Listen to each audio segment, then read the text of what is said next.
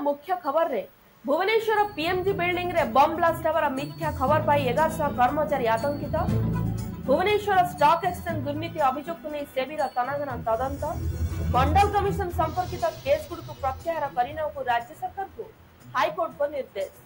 वर्तमान संपूर्ण खबर।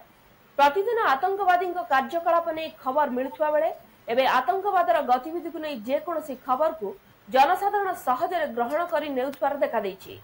एहीपरि एक घटना घटी स्थानीय पीएमजी बिल्डिंग रे।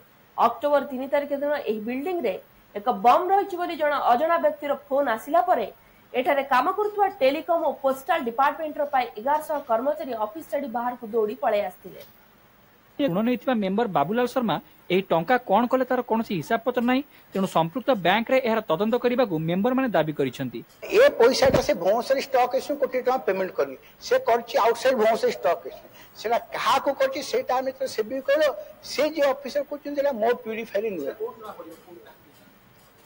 सेटा बैंक को जमा पड़ियो न कंसर्न मेंबर कहबो न सेबी चाहिले से डिटेल भाग करि पारिबो बैंक रो से सेम मेंबर रेकर्ड को देखियो पई सेटा एक्चुअली वेरीफाई हवा दरकार एक्चुअली पैसाटा कोड जाइछि।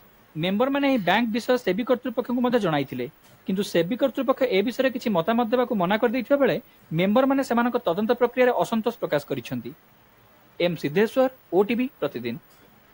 एक गुरुत्वपूर्ण केस रो सुनानी करी मान्यवर हाईकोर्ट ओडिसा मंडल कमिशन संपर्कित रहितबा केस गुडी को प्रत्याहार करिनेबा पई निर्देश दैछंती।